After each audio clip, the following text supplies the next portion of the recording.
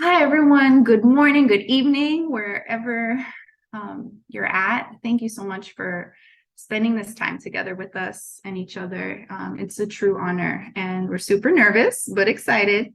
And so, just a little bit about who we are. I'm Sari Gonzalez.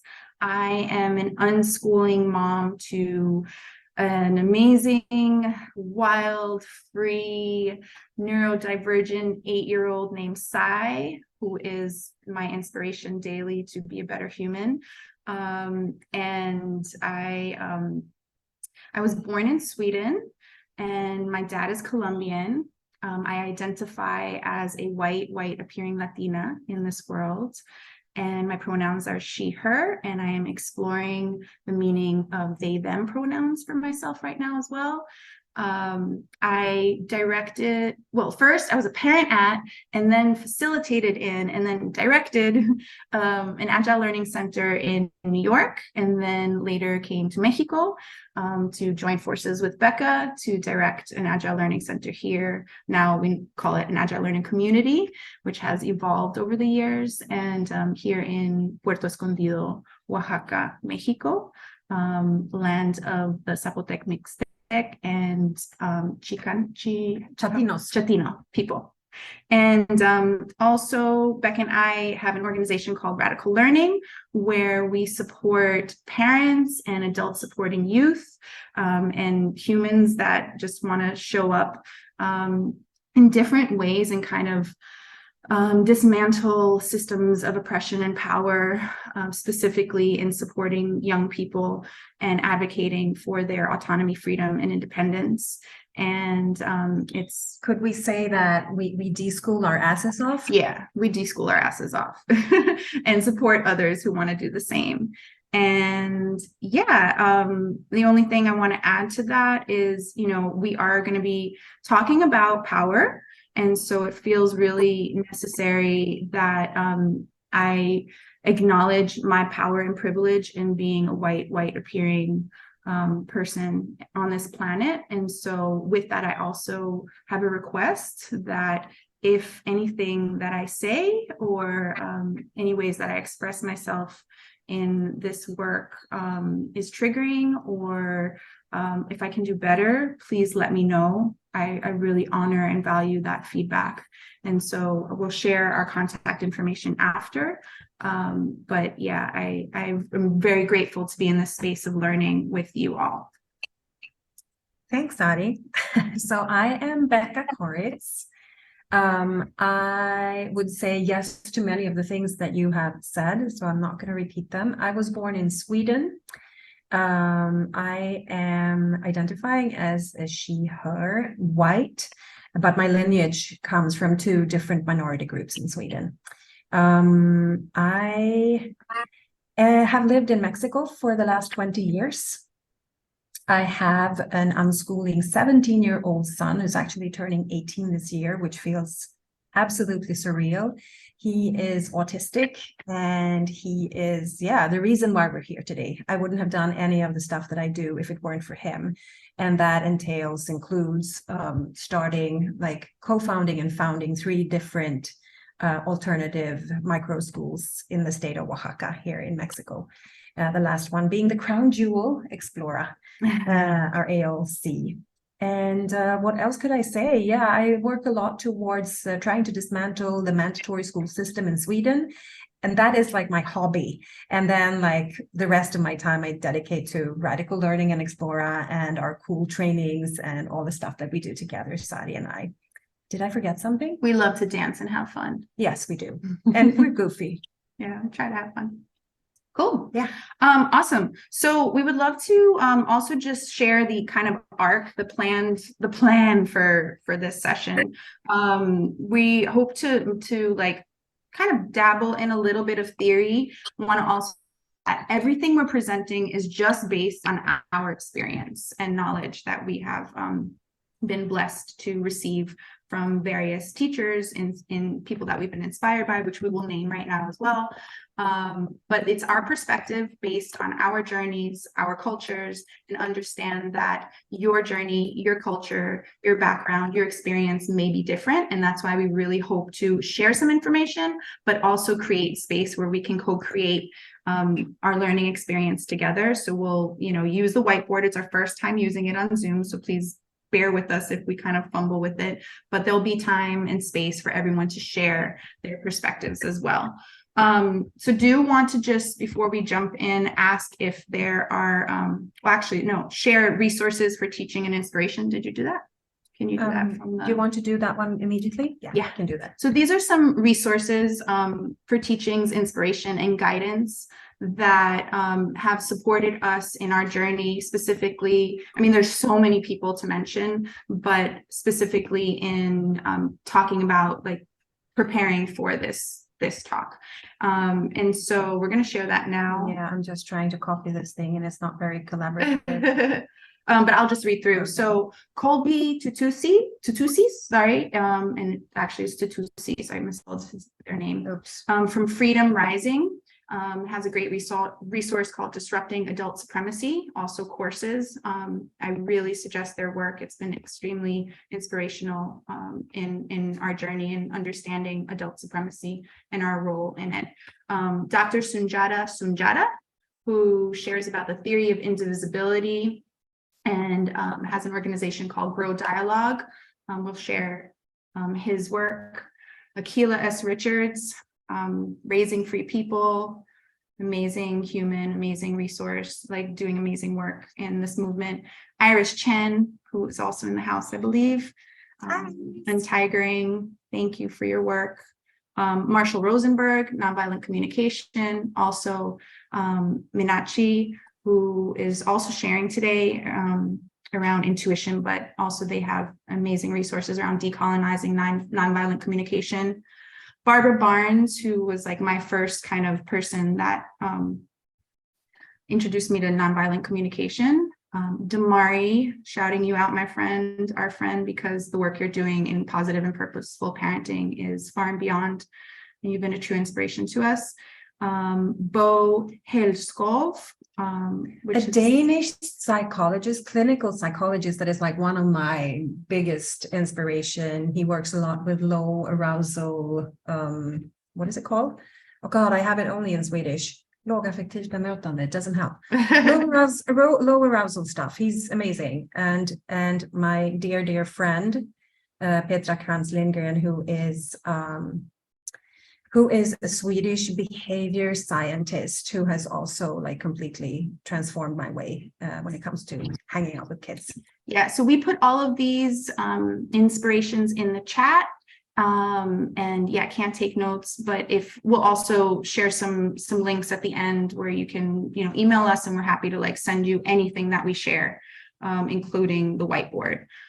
So yeah, shout out to all those amazing humans. I also want to take a moment to, if you have a specific need during the session, like for example, if you need closed captions and you need support with that, if you're like, I really need 3 minutes at some point to be able to use the restroom, please just type your need in the chat. If you can't type, if you want to unmute and just share a need. For example, a need that I have in this session is to ensure that we have enough time and space to be able to go through all the materials and have space to share with one another. So I ask that if a long-winded person like me, maybe just be mindful if you're taking a lot of space, and to give space to others that maybe have not had a voice, and also just being mindful of that everybody has their own journeys. Cool. Any needs? Yeah, people are moving around. Please feel free to continue to type them in the chat. If you want to type need, these are my needs, and even if they come up in the session, give a second for that. Okay. Cool. So yeah, adult supremacy. We're just gonna jump in around. I don't know why I just thought of Cypress Hill. Jump up and go down. Okay. Yeah. David, can you help me with this? Colaboración. Colaboración. Yes. Acceso, mediación, presentación. Yes. Yeah. Yeah. Okay. So here's where we're like, we cross our fingers and hope this works. Okay, so what you're gonna see is oh, Why? why? Weird. No. Okay, it doesn't work. That is That's unfortunate. very unfortunate. Can we take a new one?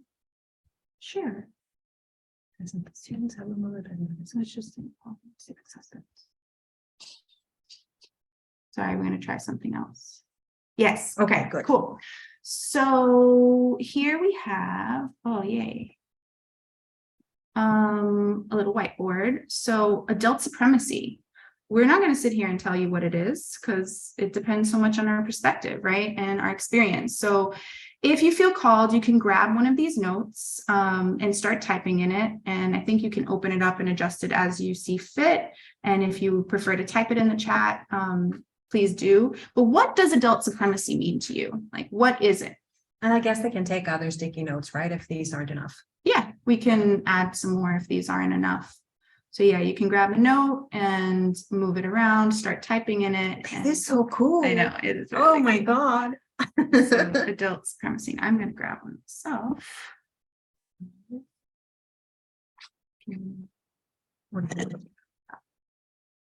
What? The what's Oh, you want to do what? Oh, this one. Yes, of course.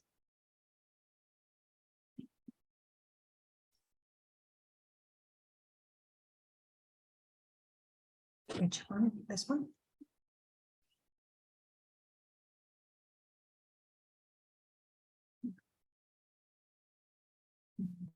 this one? Yeah, you have to click on the side, I think. Yeah, there it is. Okay.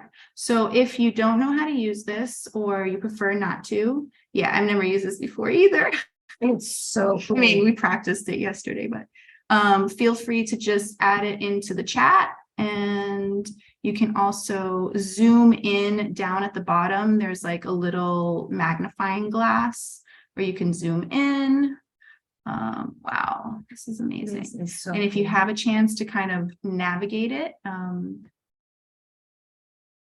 wow. Yeah, so just continue to add your thoughts here.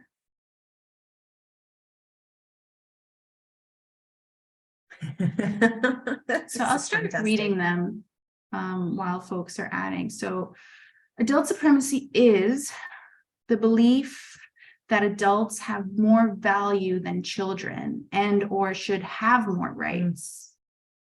Yes. Because I said so.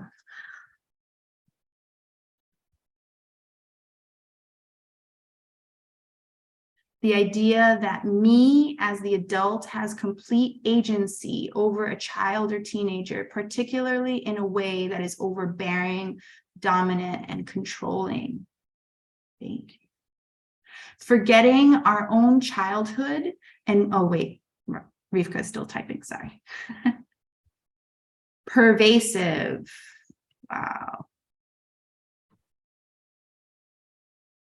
Adults are better than children. Expectation. Yeah. Power over. Thinking we know what's the best or safest path for young people. The assumption that I, adults, know what is best for my children. Every interaction of domination over a child because we are adults and know better. The idea that you have more knowledge. The older you are, age makes you better and more powerful. Forgetting our own childhood and modeling our parenting after our parents anyway, without consideration of our children. Do you want to read some? What else do we have? Playing out our anxieties on children without regard for their wants and needs. Ooh, wow. That Yeah. one is like, okay. Trippy. Yeah. the idea, some in the chat, add these.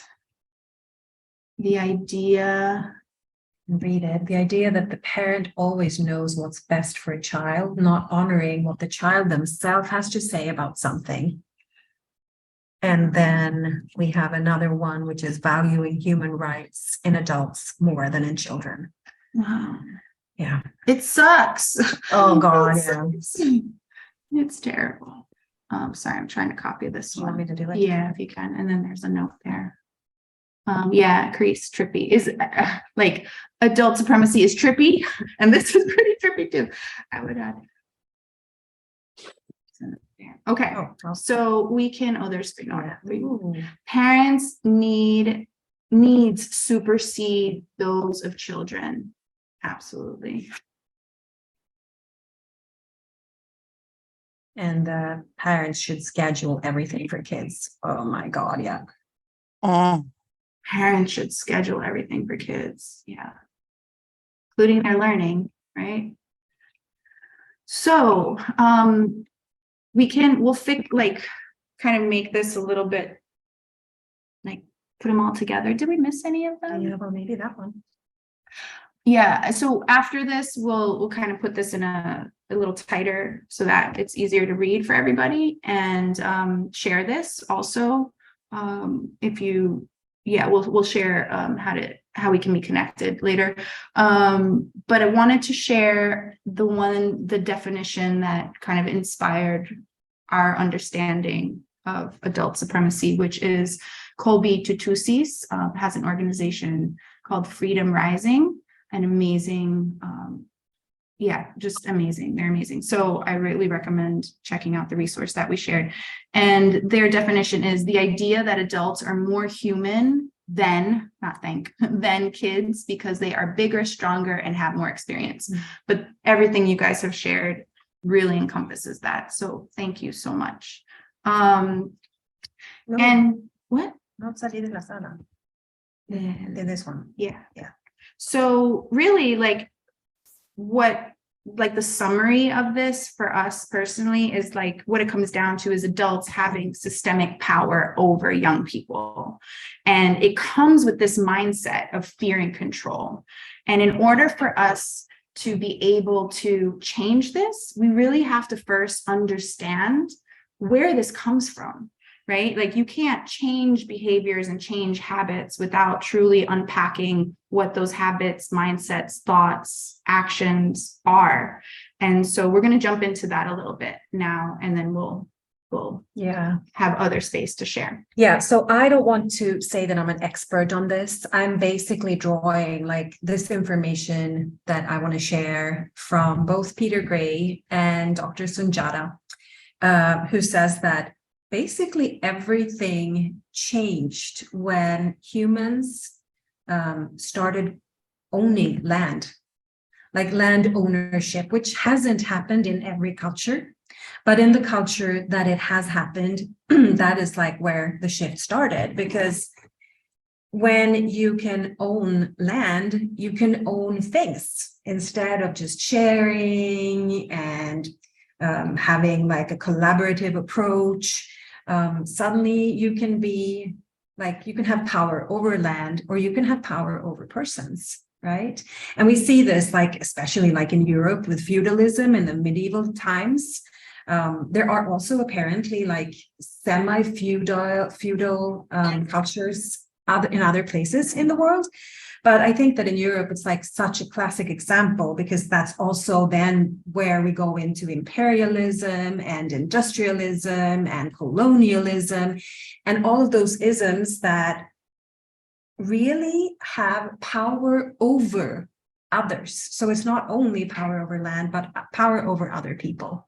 And so people owning, and I think that is exactly what happens with children. Children are ours.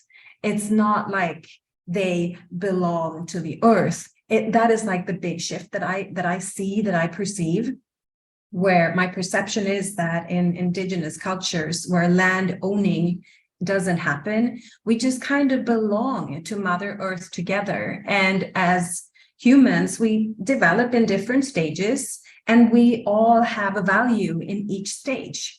But as soon as we start developing this ownership over something, then of course we're talking about productivity, and we start getting result oriented, and we need power in order to feel strong.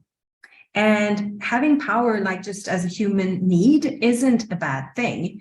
But I think that when it starts harming other people, that is when it becomes really bad. And I'm not saying only people, actually our earth or animals, our resources that are ours. And so like the big thing that I see in this, and I think that you agree, Sari, is that once we can have power over others, the relationship doesn't matter any longer. The relationship is not in the center, but the power. So who is strongest is the best person, right? And this is what is really just like messing with the entire, with our societies, with our planet. Like I think that so much of the sad things and tragic things and harmful things that we see come from this power over situation where relationships aren't valued. That's not what we're talking about. It's like only power. Having power over someone else is what matters. Yeah, and just before we go into the next activity, I want to share Chagchi also, like you nailed it, the dominant paradigm, the way settler colonial society is set up in so-called United States. So it's this idea of, yeah, like what was somebody else's is mine. And it is the dominant paradigm, and we're trying to shift. But it takes us recognizing that and recognizing our role in that and how we internalize these systems of oppression. And adult supremacy is one of those internalized systems, because it is a system in and of itself. And so I also want to emphasize not all cultures thought this way. And we have a lot to learn from indigenous cultures that view children very differently, and see children as whole beings, not compartmentalized, not something that we own or that we have to like change or manipulate. And so again, many of the resources that we've listed, we suggest like looking through those resources to like dive in deep. So we're gonna go into another, where is it, number 2? This is what, yeah, okay. So we're gonna brainstorm a little bit, like how does this show up in our lives, right? And also feel free, like if you're feeling a burning urge to like unmute yourself and share, like please do. Yeah, please hop in. Really, these are our perspectives, but we understand other people have different voices, experiences. All voices are valuable. So yeah, so here, same activity. If you'd like to grab a Post-it note and you want to bring it, close to this, that's helpful for folks to be able to read it too. How does adult supremacy show up in our lives and relationships with youth? What do we do to disempower young people? What does it actually look like? So we could sit here and talk about all these terms and these ideas and these theories, but in our everyday lives, what are we saying? What are we doing? What are we thinking? And I'm going to mute us. And if you feel called to just unmute yourself as well, you don't want to share in a note and you want to share otherwise, please do.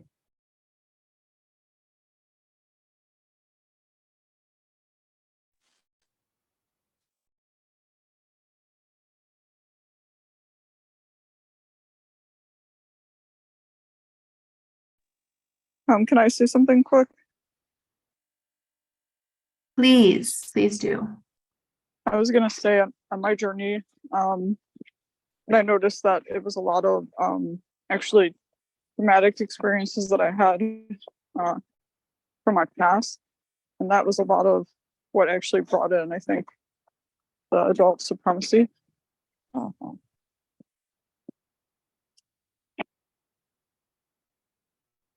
Absolutely. Thank you for sharing. Would you like to share more of what that looked like for you? It looks like. No, I think I'm good right now, but thank you. Thank you. So we'll just take a few minutes to let folks share. And again, if you prefer to share, unmute and share and not, you're on the roll. What's the question again? How does adult supremacy show up in our lives and relationships with young people? What do we do to disempower young people? What does it actually look like? I mean, I think that a lot of it is piggybacking off of what the previous person said, is that we get a lot of, oh, well, my parents did that to me, so, and I came out fine. Oh, my parents were tough with me, that, to justify some very, very oppressive behaviors, especially in communities that have, traditionally been very, very marginalized also. So not questioning cycles at all, I think, is one way that it gets replicated. Thank you. Thank you for that. Yeah, and that resonates with me deeply, because not naming what is happening is just as dangerous and hurtful as actually doing the things. Yeah. Do you want me to copy these and put them here? Sure. So Sylvie is sharing, making decisions for them, forcing them, silencing them, preventing them from doing what they prefer and showing up in the world in the way we choose to. Thank you, Sylvie. Becca will add that. Okay, that's what I'm trying to do, but it's It's not the letting little me. note here thing. Yeah, but that's what I did. Oh, we'll go down here. Go down there. Something that's coming up for me is how my mom would always talk about how, like, in society, you have to do things that you don't want to do. And so I have to, like, model for you that I'm going to force you to do things that you don't want to do, because that's necessary to be able to grow up and live in a society that's so coercive. Wow. Yeah. Wow. I'm like, yeah. I'm just sitting with that for a second. Yeah. There were others too. Yeah. Damari, did we share with Yeah. Damari? But I'll read it. Can you? Yeah, absolutely. Damari shares, it shows up within me every time my kids want to do something that doesn't make sense to me, and I immediately want to shut them down and tell them the right way to do it. Yeah. Keelan, sorry if I'm pronouncing that incorrectly. Please correct me if you would like. Says, yes, Sylvia, I'm trying so hard to learn from them and the ways they want to do things, interact with things, but it's hard for me to get it right all the time. Right. And just like that, I think also that mindset of like, and then we got to get it right. Like, okay, I get this concept and then I want to get it right. Of oppression too, right? Then we get so fixated on being the perfect deschooler. But anyway, that's like a whole other chat. Fran shares, one thing I find super triggering is dissent on the part of my kids. My coping strategy is I openly try to encourage dissent, but my instinctive reaction is, I can't believe you're not doing what I ask or disagreeing with me. Yes. Yasmin, and also if you've shared something either in the chat or on a sticky note, which we can all come back to afterwards, and you want to speak more about what you've shared, please feel free to unmute. Yasmin says, I feel it when I'm imposing a limit that they disagree with and isn't about their safety. It isn't really necessary, but it's about my preference, right? That kind of ties into what you're saying, Fran. Like, it's like we have this agenda, we have this thing, you know, the thing that we think is the right way to do it, or the outcome that we have in mind. Yasmin also shares abusing the power of our judgment, which feels like shame to them. Shaming. What does dissent mean? Fran, would you like to expand on that? Oh, I just did. I replied in the comments. Perfect, thank you. I didn't catch up. Oh, quick, cool. Dissent as in when they push back on something I ask, request, want, or any instance where their decisions diverge from mine. Did you feel like sharing more about your experience, or you're content with that? I mean, I guess I just see dissent as anything. I mean, dissent is really what we maybe would kind of conventionally call like bad behavior, but I just choose to reframe it as them actually rebelling, or in a good way, or like I'm dissenting. I feel like the word dissent is more of a kind of like positive, like pushing back word, rather than saying like behaving badly or like not doing what I want them to do. But essentially it's dissent is just when you disagree, or when you do something different to what whoever is in power wants you to be doing. Thank you for that. Xochitl also said disobedience. Like dissent feels more empowered. Yeah. Thank you for adding that. So some of these that are in here are, sorry, I gotta zoom in. Can I share something? Assuming, yes, please. I just saw one of the sticky notes that really spoke to me. Somebody wrote, making excuses for certain behaviors of theirs, meaning children in public.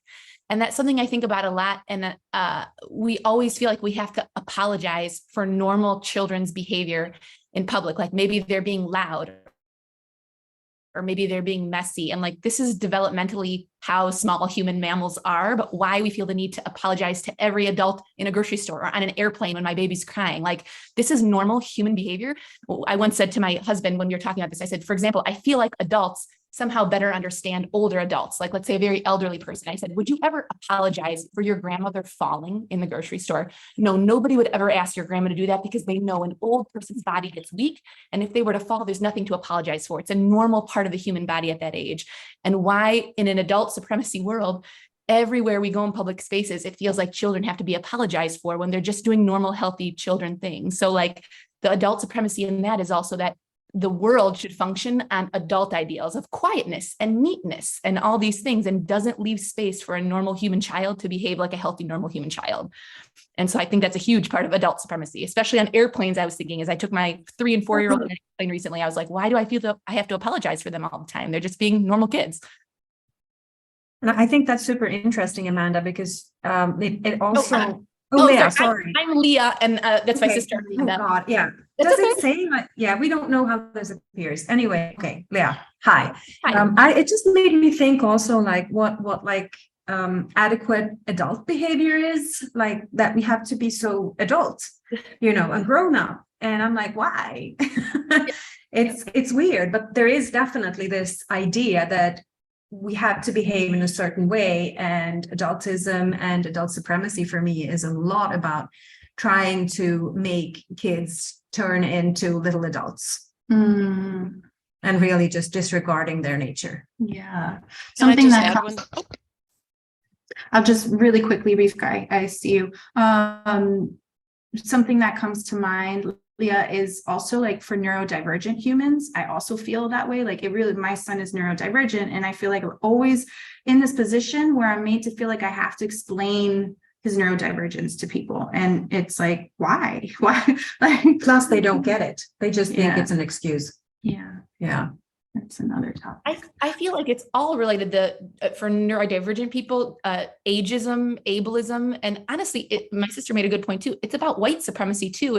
It's all tied in. I read a good article the other day in The Atlantic about a Latino man who was talking about his experience going to Harvard, and saying like how he felt like their group of minority students, Black and Latinos, like so many norms in their neighborhoods. For example, he was from New York, saying like our cultures are loud and boisterous, and we talk loud, we play music, and like white culture is like quiet and like not intruding on anybody else. And he's like, when I went to Harvard, it almost felt like all the minority students, we always wanted to be together because we felt so out of place, where in all these places on campus, we were expected to do what really people wanted to call like normal college culture, but it's really white upper class college culture and norms. And so I feel from ableism to ageism to white supremacy, it's all tied to like what is considered the normal way of behaving, and everybody else who's not part of that ableist white crowd and an adult just doesn't fit into what are the rules and norms. And so I feel like all those isms are connected.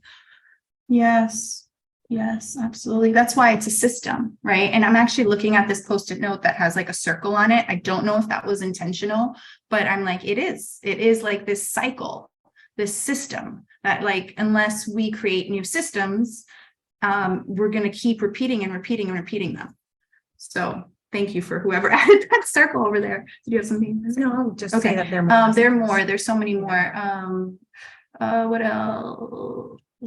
There's an interesting chat going on. So yeah, I'll just read out a few before we move on. So assuming kids can't have insight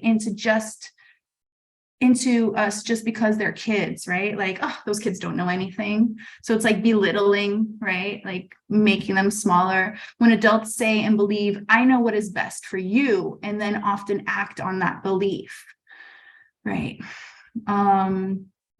And I want to say, I don't know if anybody else gets like super depressed when they start hearing these things. I'm just like, oh my gosh. But we're going to talk about like these are all tools of oppression, friends. Like, and there are many of them, you know, that are listed here, and many that are not, many that as we dive into deschooling and into this work and liberation work, like every day, it's like unpacking more and more and understanding more and more. So, but there's hope, right? Because we're here together, and we're, you know, having these conversations and developing tools. So, okay, I'll take a few more minutes. Making ourselves responsible for the child's socialization and education, right? Like we know what's best, so therefore we're gonna like plan all these play dates for them without their consent. Abusing the power of our judgment, which feels like shame, shaming, blaming. One thing I find super triggering is dissent on the part of my kids. Oh, wait, that was what Fran said, dissent. Wondering why they just aren't doing what they should be. Expectations, yes. Demanding respect from children without giving respect. Basically, everything that happens in a school. Yes, school was one of the biggest tools of oppression, right? That was forced onto people during colonialism. Yes, Rivka, and before that too. But Rivka. Yeah, I just wanted to make a general comment about the thing about that. That was my comment about trying to the thing about in public. What did I say? Oh, making excuses for certain behaviors of theirs in public. And I think that a lot of that seems to, I mean, there was a discussion about how other parents might perceive it, or how other people in public might perceive their behavior, and our awareness of that or hypervigilance about that. But I think that all of that stuff in us is internally generated. I mean, it's not internally generated in isolation from the world, but I think that a lot of us have stuff inside which says, "Ooh, don't do that because they will think this, or they will look at you this way, or they will criticize me as a parent." But it's really important to be able to separate what you think people are thinking and what they're actually thinking, or what's most important. Because you don't actually know what other people are thinking and other parents are thinking, and then try to put yourself in their position. Like, do we go out in the world and judge other people for whether or not they're making excuses for their kids in public, or how they're handling their kids in public? If we do, then we're just projecting that onto other people. If we don't do that, then what do we care what other people are, why should we make excuses for our kids if we really don't care what the other people are thinking? I'm not saying this well, but I hope you got it. Yeah, no, there's so much juiciness in there. I wish we had time to go through all of these, but I want to be mindful of this kind of curve that we hope to share with you, and also get into tools of liberation, right? But maybe if y'all want to just take a minute and just look at this. And also there was one. I have a thought process if Yeah, I can please, share. please. Yeah, thank you.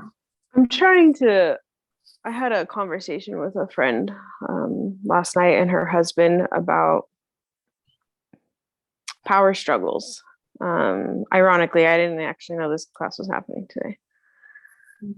Her husband is a non-violent communication facilitator, expert, studier, whatever you want to say. And I'm curious about the line. I'm going to try to word this in a good way. I'm learning how to articulate my thoughts better. I don't do very well at it, but the idea that like the best way I can describe it is like situational, you know, like if a child, like having power over a child, like when I think of that, I think of this piece of responsibility of safety and well-being over a child. You know, there is a big, huge piece that us adults have responsibility and over the well-being and safety over a child. And so when you have a situation where you have to have power over a child because there's safety concerns, like if a child's running in the street and a car is coming, like you have to have power over that child and pick the child up so they don't get killed or injured or a knife in their hand. I experience this a lot in a household. I live in a household with multiple people, and there's a little girl here. She's not quite 2 yet. And, you know, she picks up the knives and she walks up the stairs. I literally saved her from falling down the stairs recently. And so I'm just curious about that line of like power over and like adult supremacy in like, maybe I'm confusing them. Maybe I'm confusing terminologies in my head, or things are getting crossed over. But we had this, we were having this conversation really in depthly.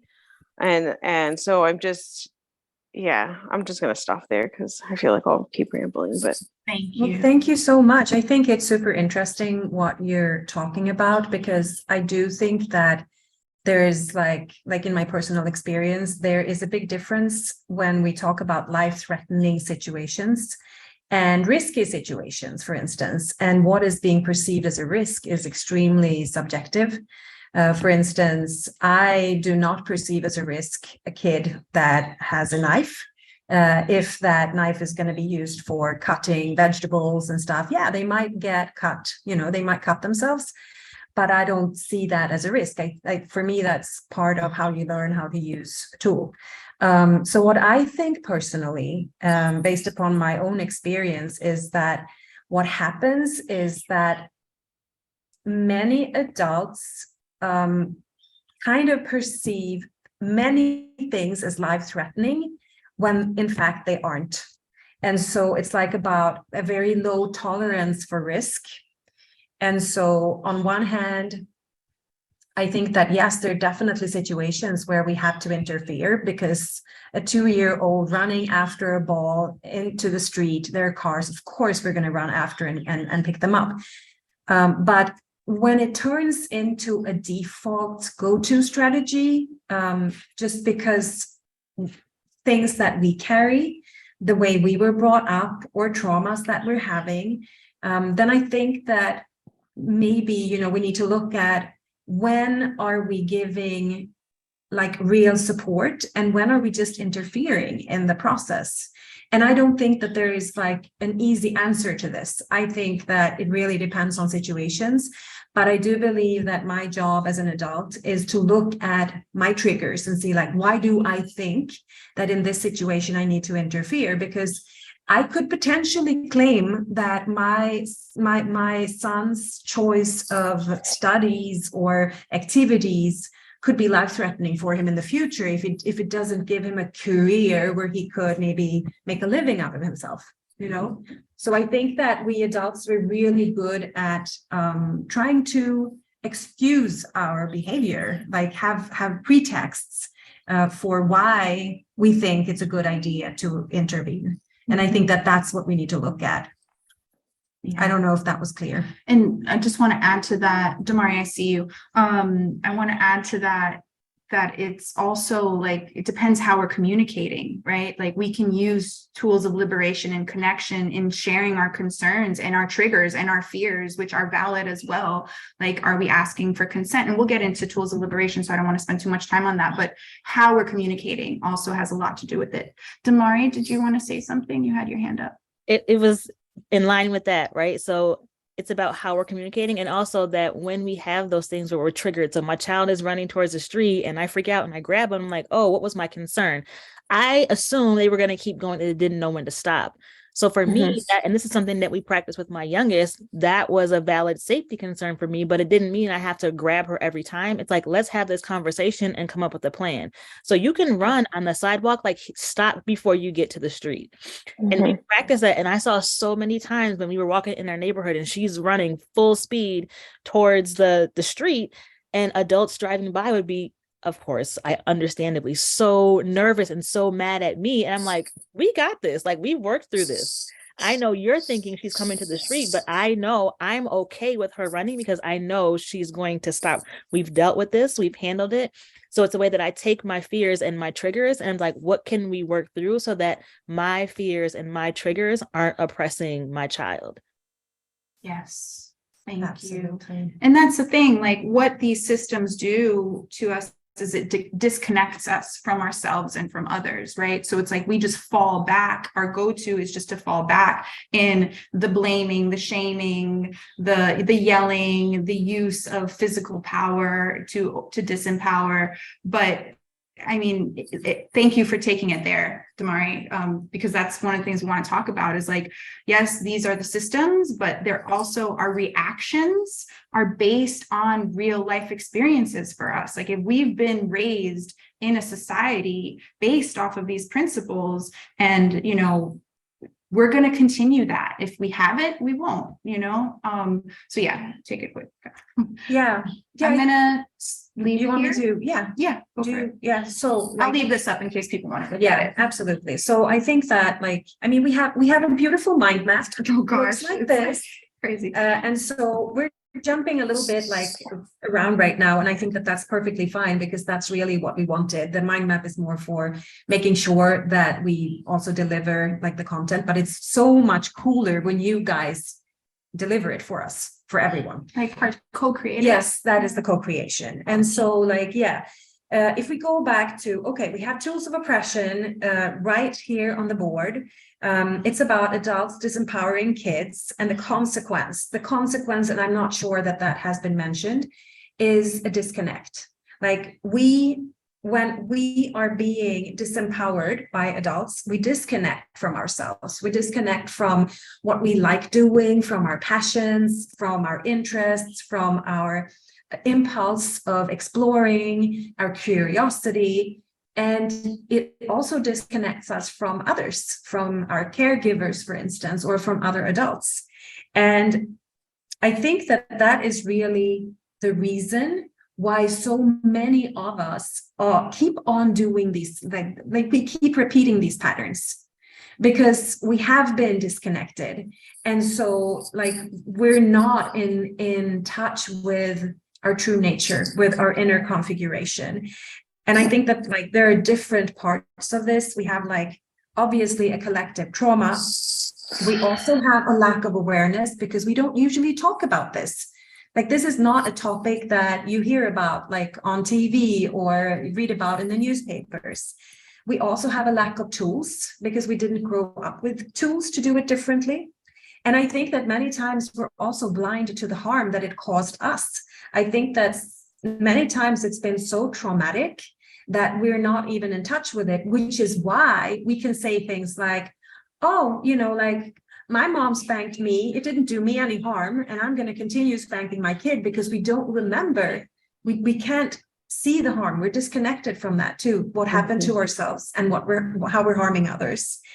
And there's also obviously through this disconnect, we can't develop emotional intelligence or self-regulation. It's super hard if we don't have any of this connection to ourselves or any good role models and the tools, etc. And so like I just wanted to say that so that we understand that this is not our fault.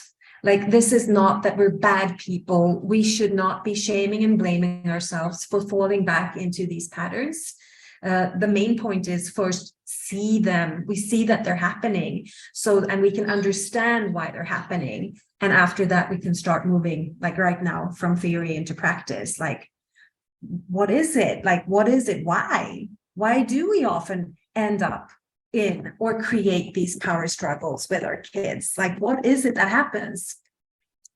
Cool. I was just going to add some more like tools of oppression here, just name them. Also, Dr. Sunjata is a great resource. It's Theory of Indivisibility. And also he really lists out like tools of oppression, and then also has like tools of indivisibility. He calls them tools of indivisibility. We like to refer to them as like tools of liberation and connection. But yeah, like tools of oppression, all these named here, also like coercion, shame, blame, violence, punishment, control, fear, judgment, just to name a few. But also like thinking about our fears, thinking about the adult gaze, like wanting to always like have approval from other adults, like you're doing a good job, you know? And also this concern for the future, like what is the future going to look like if I don't, you know, use these tools to control my kid or get this certain outcome. So so we have another, I'm going to exit out of this whiteboard. Or do you want to talk about that? Yeah, I think this one is good. Like why do we fall into this? Like, what is it that happens in our families? And I think that maybe you could put up the board. Well, why? Sure. Just mention it. Like when we look at this through our perspective, what happens many times is that we have conflicting needs. So I need something and my kid needs something else. And they collide. And since I'm the adult, my agenda is obviously more important and I am going to impose it.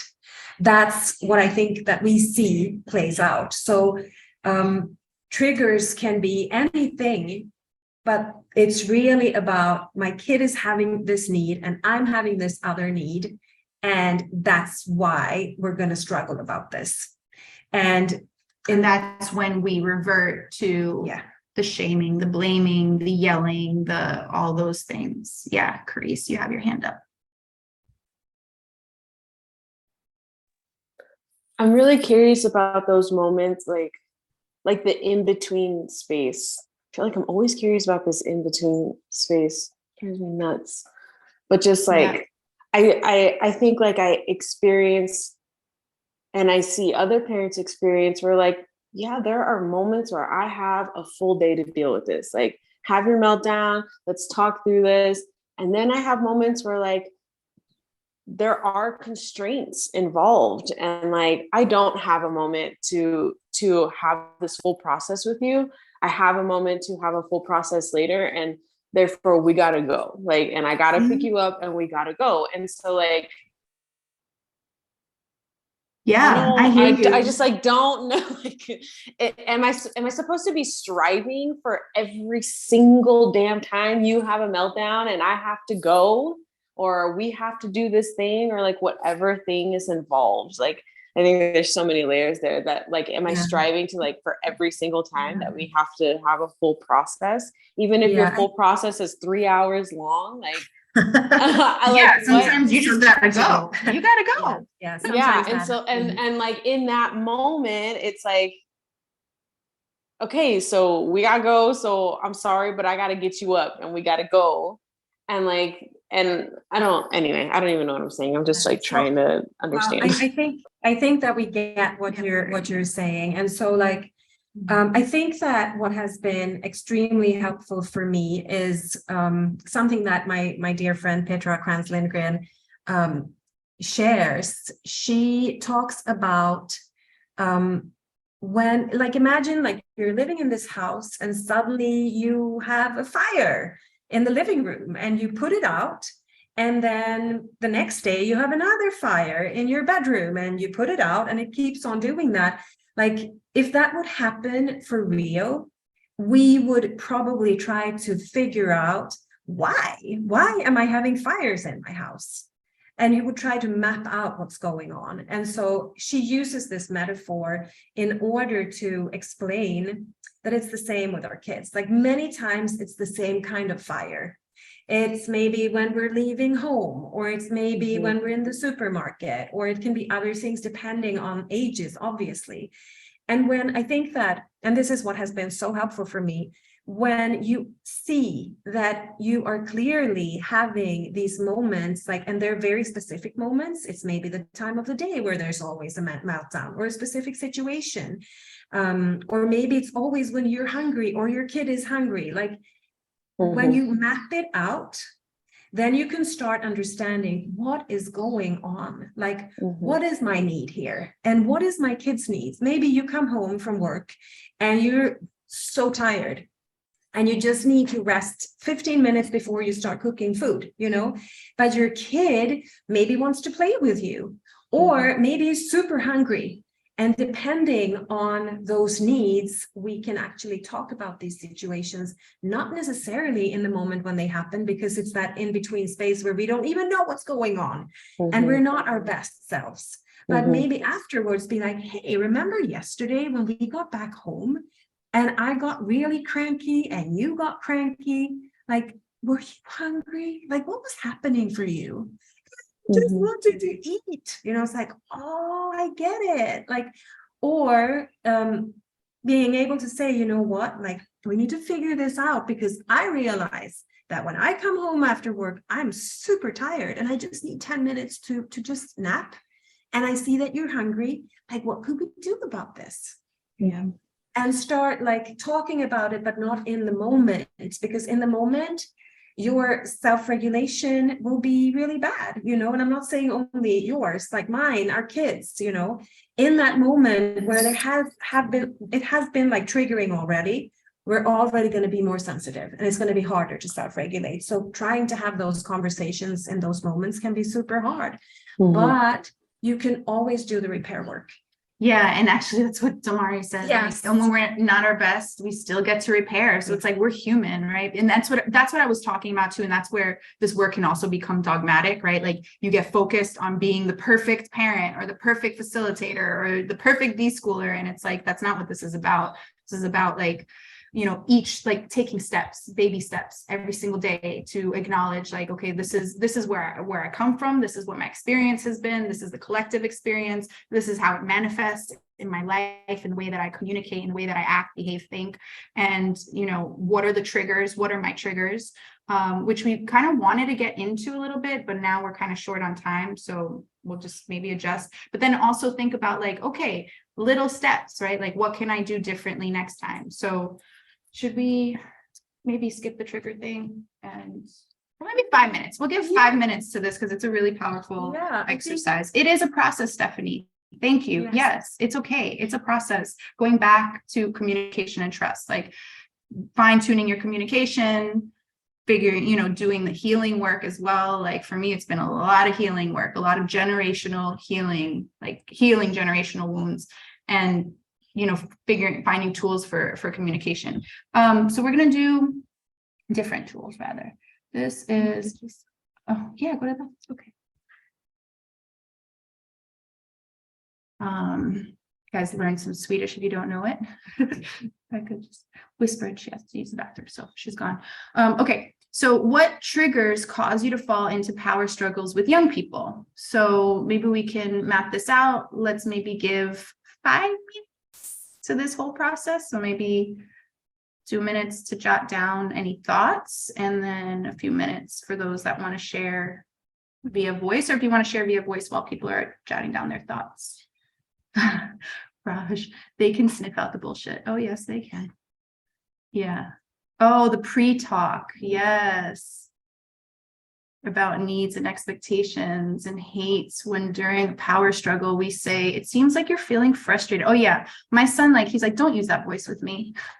And so, but I needed to use this voice. I needed to use these scripts. I needed to use these tools before I could like integrate the understanding in my being, in my person. And I'm still practicing. Yeah. If after the power struggle, when everyone is more regulated, is she open to talking about it? Yeah, that for me, I mean, it's like knowing when to have these conversations. Like my son, Oh, go for sorry. it. I don't know I'm just like tone, you know what I mean? Like paying attention to your tone and yourself, even when you should be having this conversation. Like if I'm so frustrated and I'm like, I see that you're frustrated, and like I have this condescending tone, like you know what I mean? Because like I'm frustrated and you're frustrated, like it would make sense to me. Like I feel like I would get frustrated if somebody started talking to me. I'd be like, shut the hell up, get away. You know, like so Yeah. yeah, paying attention to her. And absolutely, thank you for that. And also it's like, for me, what's been super helpful is being very open and transparent. And that's a tool of liberation and connection too, is transparency, right? Like I'm going through this deschooling process side. It means that I'm going to say a lot of shit that is fucked up sometimes, and I need you to call me out on it. And I want you to know that I'm committed to trying to do better. And sometimes I'm just going to mess up, you know, and sometimes I'm going to be the person that I don't necessarily like either, but that's a layer of myself. That's a version of myself.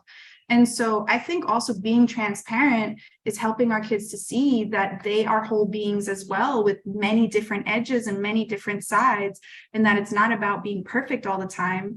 But like Damari was saying, like the repair work, like having the conversations after, like I can't talk to Sai when we're in the middle of chaos. Like it's not going to happen. I can't talk to my partner. Like sometimes he has very different needs and I want to talk and he needs space. So again, coming back to needs, and I'm so grateful that that Meenakshi is gonna offer, because it's like that nonviolent communication and decolonizing that too, like really getting into the body and figuring out what it is that we need and the semantics behind it. Yeah, there's so much juicy stuff in the chat, but yeah, triggers: feeling disrespected, time constraints, making others wait, when my own inner child is triggered about not getting what I want.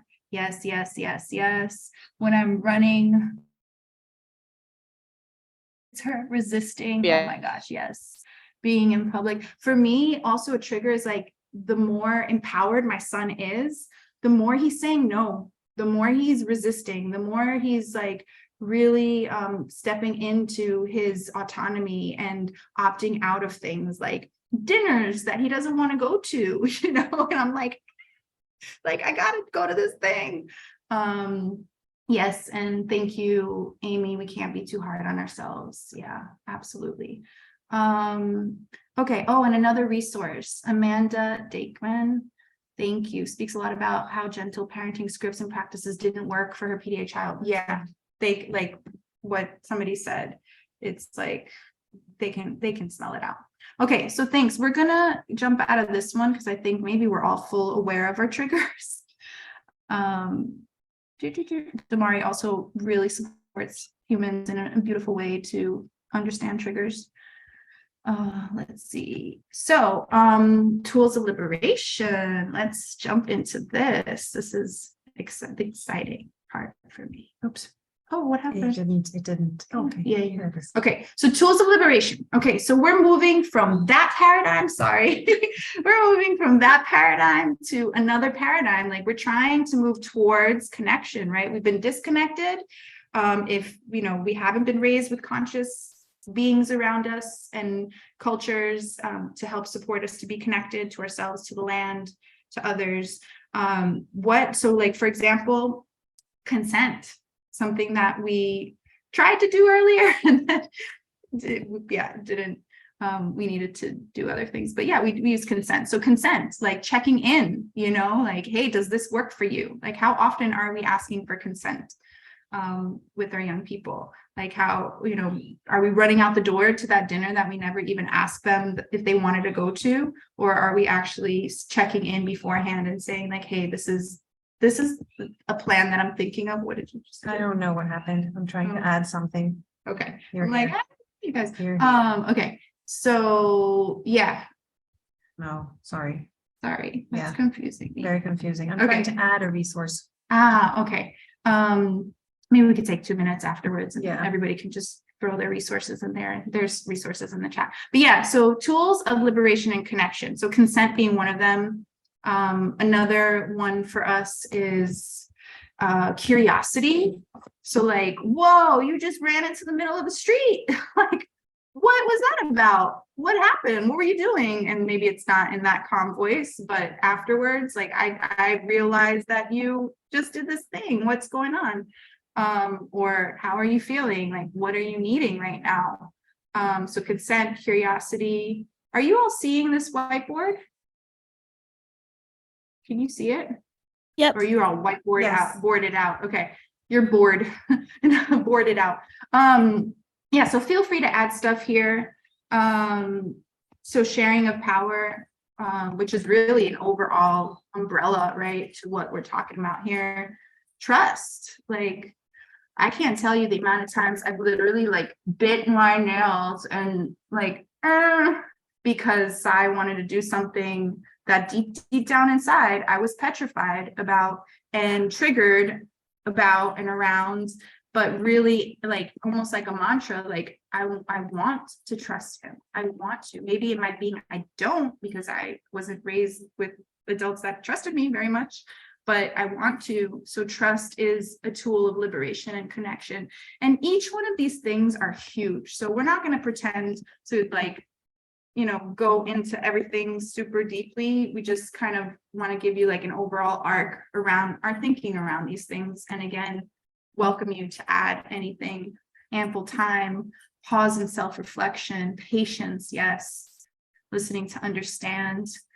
So again, what are the things that you're doing, you're saying, you're thinking that are helping you to step out of this adult supremacist mindset and really develop these more equitable relationships with the young people in our lives? And feel free to unmute.